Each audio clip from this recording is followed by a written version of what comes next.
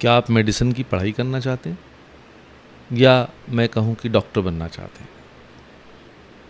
सुनने पे लगेगा ना वाव, क्योंकि एक ऐसा प्रोफेशन है जो करुणा, सहानुभूति, प्यार से भरा हुआ। लेकिन क्यों हमें डॉक्टर बनना क्यों है? कुछ लोग कहेंगे कि मैं गरीबों तक स्वास्थ्य सेवाएं पहुंचाना चाहता हूं, तो कोई ये कहेगा कि भारत में गाँव में स्वास्थ्य सेवाएं बहुत अच्छी नहीं हैं, तो मैं उसमें अपना योगदान करना चाहता हूं। और कोई कहेगा कि भाई आपके नाम के आगे अगर डॉक्टर शब्द लिखा है, कि जैसे मेरा नाम कपिल गुप्ता है और उसकी बजाय वो डॉक्टर कपिल गुप्ता होता तो शायद समाज में ज़्यादा सम्मान मिलता। और फिर कुछ लोग ये भी कह सकते हैं कि नहीं भाई, हमारा तो इकोनॉमिक इंटरेस्ट है, हम पैसा कमाना चाहते हैं, डॉक्टर की कमाई बहुत होती है और कोविड के बाद तो शायद कुछ ज़्यादा ही बढ़ गई। तो कुछ लोगों का ये भी कारण हो सकता है। अब भारत में अगर आपको डॉक्टर बनना है तो सीधी सी बात है, आपको नीट का एग्ज़ाम क्लियर करना पड़ेगा। और चाहे वो प्राइवेट यूनिवर्सिटीज़ हों, चाहे गवर्नमेंट यूनिवर्सिटीज़ हों, सभी लोग उसके रिज़ल्ट को एक्नॉलेज करते हैं और उसी के बेसिस पे आपको MBBS की पढ़ाई में एडमिशन मिलता है। अब ऐसे में कुछ लोग सोच रहे होंगे कि शायद ये पॉडकास्ट मैं बना रहा हूँ इसीलिए कि भाई नीट का एग्ज़ाम कैसे क्लियर किया जाए। बट ऐसा नहीं है, ये थोड़े ट्विस्ट के साथ है। तो बात शुरू करते हैं कि 2023 यानी 2023 जो करंट ईयर है, करीब 20.87 लाख स्टूडेंट्स ने नीट का एग्ज़ाम दिया और हमारे देश में करीब 1,05,000 के लगभग मेडिकल की सीट्स हैं। तो अब आप इसी से अंदाज़ा लगा लीजिए कि क्या ज़बरदस्त कंपटीशन है हमारे। लेकिन जो लोग, अगर जो गवर्नमेंट ने, हमने कहा कि एक बेंचमार्क क्रिएट करती है, कट ऑफ लिस्ट निकालती है, तो जो लोग उस कट ऑफ लिस्ट में आने के बाद भी, क्योंकि भाई सीट्स तो बहुत कम है, वो कॉलेज में एडमिशन नहीं ले पाते यानी मेडिकल में एडमिशन नहीं ले पाते, तो क्या ये मान लिया जाए कि वो इस काबिल ही नहीं है कि वो डॉक्टर बन सके? तो ऐसा तो नहीं है। और ऐसे में वो बच्चे फिर अगर अपने देश में ना सही तो विदेशों में मेडिकल की पढ़ाई के लिए रास्ते ढूंढते हैं। और ये पूरी तरह से गलत भी नहीं है। तो आज मैं एक्चुअली में आपको ये बताना चाहता हूँ कि अगर आपको मेडिकल की पढ़ाई विदेश में जाके करनी है तो आपको किन बातों का ध्यान रखना चाहिए। और ये पॉडकास्ट या ये वीडियो इसलिए भी ज़रूरी हो जाता है कि मेरे से बहुत सारे स्टूडेंट्स ने सवाल पूछे, हमें कहाँ जाना चाहिए, कैसे करें, कौन सा देश सही है। तो मैंने सोचा कि एक साथ सबके ही जवाब दे दिए जाएं इस पॉडकास्ट के लिए। और इसीलिए मैं हमेशा हर पॉडकास्ट में कहता हूँ कि भाई आप कमेंट में हमें बताएं आप किस बारे में हमसे सुनना चाहते हैं, किस बारे में जानकारी लेना चाहते हैं, ठीक। तो उससे हमें आगे का कंटेंट बनाने में भी जो है बहुत मदद होगी और हम आप लोगों की मदद कर पाएंगे। तो hello all, I am Kapil Gupta, founder of Study Abroad Academy. I am on a mission to coach and mentor 100,000 high school students to realize their dream of studying in the best universities of the world and build happy careers. Yes, happy careers. ये बहुत ज़रूरी है कि आप जो कुछ करें उसमें खुश रहें और हमारा ये सब प्रयास, कोशिश रहती है कि हम आपको ऐसी इन्फॉर्मेशन प्रोवाइड कर सकें। तो आज मैं आपको एक ऐसी टेम्पलेट दूंगा जिसमें और आपको सारी जानकारी मिलेगी और मैं चाहूँगा कि आप लोग पेन एंड पेपर लेके बैठ जाएं और अगर कहीं पे रोकना पड़े इसे तो रोक भी लीजिए और उसको पहले अपने नोट्स को पूरे करिए। और इसको सुनने के बाद आप बिल्कुल कमेंट में बताइएगा कि आपको ये कैसा लगा और आप और क्या सुनना चाहते हैं। तो चलिए शुरू करते हैं। तो सबसे पहले तो इस चीज़ पे आते हैं कि इंडियन स्टूडेंट्स को क्या चुनौतियाँ होती हैं, क्या परेशानियाँ आती हैं अगर वो विदेश में जाके मेडिकल की पढ़ाई करना चाहते हैं। तो सबसे पहली बात तो एलिजिबिलिटी क्राइटेरिया ही हो गया क्योंकि अपने देश में उन्होंने एलिजिबिलिटी क्राइटेरिया पा लिया था, बट वो बहुत बेसिक होता है, उसमें आप नीट पास तो कहे जा सकते हैं, लेकिन वो आपको एडमिशन दिलाने के लिए सफिशिएंट नहीं होता। उसी तरह से दुनिया के अलग अलग देशों का अलग अलग एलिजिबिलिटी क्राइटेरिया होता है। तो आपको अगर किसी पर्टिकुलर देश में जाके पढ़ाई करनी है तो आपको उस क्राइटेरिया का भी ध्यान रखना पड़ेगा। फिर एंट्रेंस एग्ज़ाम्स, कुछ देश जैसे यूएस, उनके एंट्रेंस एग्ज़ाम का नाम MCAT है। तो ऐसे कुछ कंट्रीज़ अपने अपने एंट्रेंस एग्ज़ाम्स कंडक्ट कर सकती हैं, तो आपको उनको देकर और उसको क्लियर करना पड़ेगा अगर आपको वहाँ एडमिशन लेना है। फिर cost, yes, cost is a very very important factor. हम लोग अपने देश में भी क्यों MBBS की पढ़ाई करना चाहते हैं? क्योंकि जो सरकारी कॉलेज हैं उनकी फ़ीस बहुत कम है, और जो प्राइवेट कॉलेज हैं उनकी फ़ीस तो 1 करोड़ तक भी जा सकती है। तो हर किसी के लिए ये संभव नहीं होता। तो ऐसे ही हम अगर अब दूसरे विदेशों की बात करें तो वहाँ भी ऐसा है कि भाई कहीं पे तो आपको आराम से स्कॉलरशिप मिल जाएगी अगर आप एलिजिबल हैं, और कहीं पे बहुत ज़्यादा कॉस्ट है। तो वो कंपैरेटिव एनालिसिस, वो रिसर्च करनी ज़रूरी है कि कहाँ पर क्या है। फिर कल्चरल एंड लैंग्वेज बैरियर्स भी होते हैं। भाई नए देश में जाना, नई संस्कृति में, नई कल्चर में अपने आप को बिठाना, एडजस्ट करना हर एक के लिए आसान नहीं होता। और फिर लैंग्वेज की समस्या हो सकती है कि हो सकता है आपने जो एडमिशन लिया जिसको कंट्री के अंदर, वहाँ पे पढ़ाई तो इंग्लिश में ही हो रही है, लेकिन वैसे वहाँ की आम बोलचाल की भाषा अलग हो। तो भाई आपको इस बात का ध्यान रखना पड़ेगा कि भाई आम बोलचाल की लोकल लैंग्वेज तो सीख के जाना ही सही है। तो वो भी एक समस्या आ सकती है आप लोगों के आगे, जिसका आपको ध्यान रखना है। और फिर रिकग्निशन ऑफ क्वालिफिकेशन। अब आप अगर किसी भी देश में जाके मेडिसिन की पढ़ाई करने के लिए चले गए, अब जो देश पढ़ाई कराएगा वहाँ तो डिग्री वैलिड है ही है, लेकिन पता चला कि जब आप वापस आए अपने देश भारत में तो यहाँ वो डिग्री रिकग्नाइज्ड नहीं है।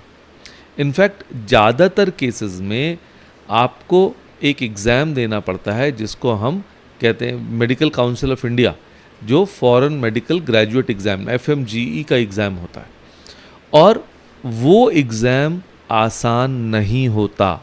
उसके लिए आपको अच्छी तैयारी करनी पड़ती है। और दुनिया के केवल 5 देश ऐसे हैं, New Zealand, Australia, United kingdom, UK, USA और कनाडा, जिन देशों से पढ़े हुए बच्चों को उस एग्ज़ाम से एग्जेम्पशन मिली होती है। यानी भारत सरकार, मेडिकल काउंसिल ऑफ इंडिया ये मानती है कि इन देशों की पढ़ाई इतनी अच्छी है कि वहाँ से मेडिसिन की पढ़ाई करने के बाद आप सीधा भारत आके प्रैक्टिस शुरू कर सकते हैं। लेकिन इसके अलावा जितने भी देश हैं, अब जैसे पाकिस्तान है, वहाँ से तो बैन ही है कि आपको, फिर तो आप FMG का एग्ज़ाम देने का भी एलिजिबल आप नहीं हैं। तो इस बात का भी ध्यान रखना पड़ेगा कि कहीं कोई देश बैन तो नहीं है, ठीक है, लेकिन जो बाकी के देश हैं जहाँ बैन नहीं है, आप प्रतिबंध नहीं है, तो आप वापस आके, अब उस एग्ज़ाम को नीट नेक्स्ट के नाम से जाना जा रहा है, अब आगे से नीट नेक्स्ट कहा जाएगा, अभी तक हम उसको FMGE कहते थे। तो मैं ये कहूँगा कि टेक्निकली स्पीकिंग तो ये 5 देश किसी भी स्टूडेंट की पहली चॉइस होने चाहिए, क्योंकि आपके लिए आसान हो गया, आप वापस आएंगे सीधा प्रैक्टिस शुरू, राइट। और इसके अलावा लाइसेंसिंग और रेजिडेंसी रिक्वायरमेंट्स भी होती हैं कि हर कंट्री का अपना अपना ये रहता है मेडिकल प्रैक्टिस के लिए, और उन एडिशनल एग्ज़ाम्स को भी इंडियन स्टूडेंट्स को जो है देना पड़ेगा। और ऑब्वियसली हर एक का कॉम्प्लेक्सिटी, प्रोसेस वगैरह सब कुछ अलग अलग होता है। अब इसके बाद आते हैं कि भारतीय छात्रों के लिए, इंडियन स्टूडेंट्स के लिए कौन सी पॉपुलर डेस्टिनेशंस हैं जहां वो जाना पसंद करते हैं।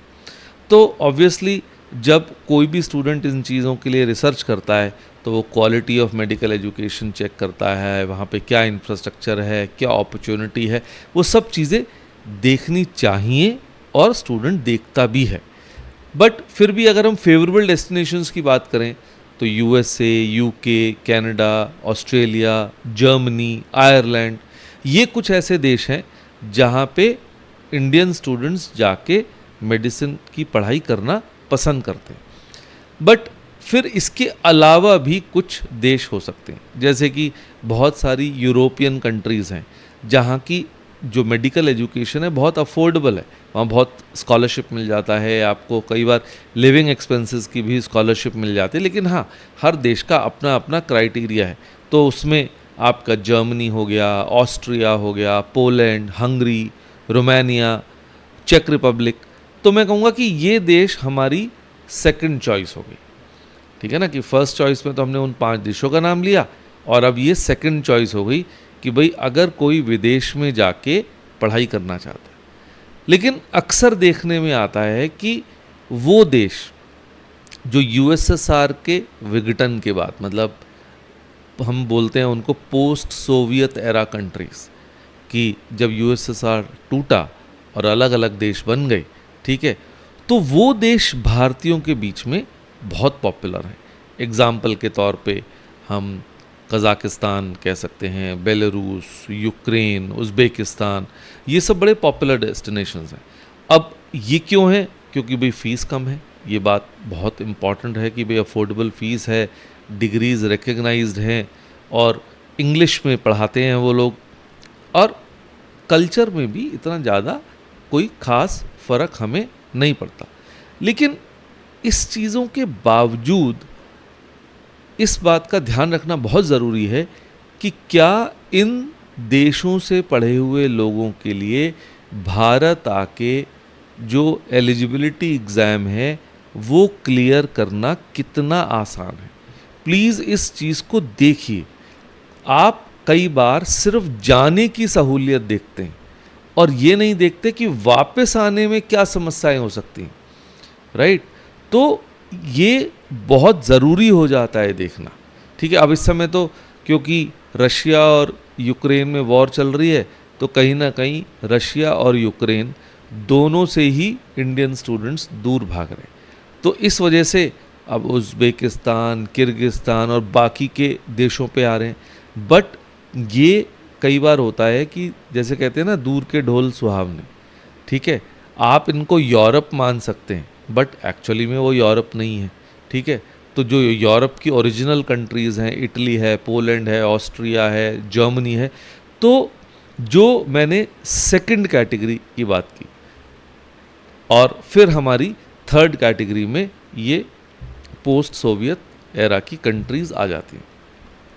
अब इसके अलावा आप बिल्कुल नेपाल और बांग्लादेश की बात भी कर सकते हो, क्योंकि बहुत सारे स्टूडेंट्स, और इन यहाँ जाने का फ़ायदा ये है, ये बहुत नज़दीक है, करेंसी में भी खास फ़र्क नहीं है। इनफैक्ट इंडियन करेंसी स्ट्रॉन्गर, तो आपको सस्ता पड़ेगा, और अपने घर आना जाना कंपैरेटिवली बहुत आसान हो सकता है। बट हाँ, हमको यूरोप ज़्यादा अट्रैक्ट करता है। हमको लगता है कि अगर हम जैसे यूक्रेन में चले गए तो वहाँ से कंप्लीट करने के बाद रेस्ट ऑफ द यूरोप में जाना आसान है। तो इस तरह के हमारे मन में बातें आती हैं, और कई बार कंसल्टेंट्स भी इन्हीं बातों को लेके आपको कन्विंस करने की कोशिश करते हैं।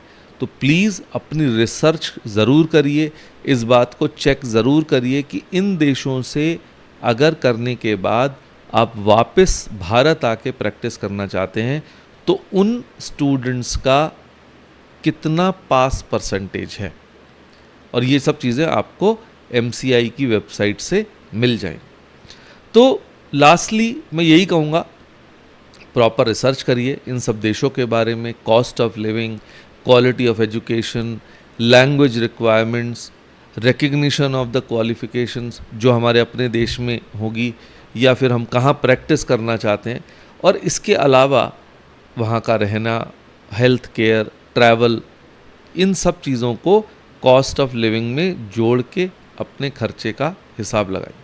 और साथ में, जैसा कि मैं बार बार कह रहा हूँ, ये बहुत इम्पॉर्टेंट हो जाता है कि वापस आके आपकी डिग्री की क्या वैल्यू, और क्या उसने इतना आपको पढ़ा दिया कि आप भारत आके उस एलिजिबिलिटी एग्ज़ाम को क्लियर कर सकते हैं, और अगर नहीं तो फिर क्या फ़ायदा वहाँ जाके पढ़ाई करने का, ठीक है ना। तो इसके लिए MCI की वेबसाइट, ठीक है, आपको कंसल्टेंट्स कुछ बताएंगे, लेकिन जो ट्रस्टेड गवर्नमेंट के सोर्सेज हैं वहाँ से भी चेक करना बहुत ज़रूरी है। तो प्रॉपर रिसर्च बहुत ज़रूरी आ जाती है। तो सिर्फ ल्यूक्रेटिव ऑफ़र से आपको अंधा नहीं होना है, उनके लुभावने ऑफ़र से don't just get carried away, ठीक है। तो मैं समझता हूँ कि ये जानकारी आप लोगों के बहुत काम आएगी, और अगर हाँ तो हमारे इस YouTube चैनल को आप सब्सक्राइब करिए, और हमारा जो हम वीडियोस बनाते हैं 15-20 मिनट के होते हैं, तो आप आराम से उनको देख सकते हैं, और इसको भी सब्सक्राइब करिए। और मैं बिल्कुल आप लोगों से दोबारा से रिक्वेस्ट करूँगा, कमेंट लिखिए, फीडबैक दीजिए, जिससे हमको पता चल सके कि हमारी इन्फॉर्मेशन आप लोगों के लिए कितने काम आ रही। इसके अलावा भी अगर आपके कोई सवाल हैं तो हमारा इंस्टाग्राम चैनल भी है ब्रेनियक्स एडुटेक के नाम से, आप वहाँ भी मेरे को डायरेक्ट मैसेज कर सकते हैं। और हमारी कम्युनिटी ज्वाइन करिए, जो फेसबुक VIP ग्रुप है, जिसको हम करियर एडवाइज़र हब के नाम से कहते हैं। इसका लिंक आपको नीचे डिस्क्रिप्शन में दिया गया है। वहाँ पर भी कंसिस्टेंटली डिस्कशंस हम करते रहते हैं। वहाँ आप अगर सवाल पूछेंगे तो इमीडिएटली मेरे तक पहुँचेगा, और मेरे को जवाब देना आपके लिए आसान होगा। प्लस वहाँ पे और लोग भी ज्वाइन कर रहे हैं, तो वो लोग भी जो भी आपको बेनिफिट देना चाहते हैं, आप उन लोगों का फ़ायदा ले सकते हैं और अपनी डाउट्स को दूर कर सकते हैं। तो मैं समझता हूँ कि आपको ये सारी बातें समझ आएंगी, आपको अच्छी लगेंगी, आपके काम आएंगी।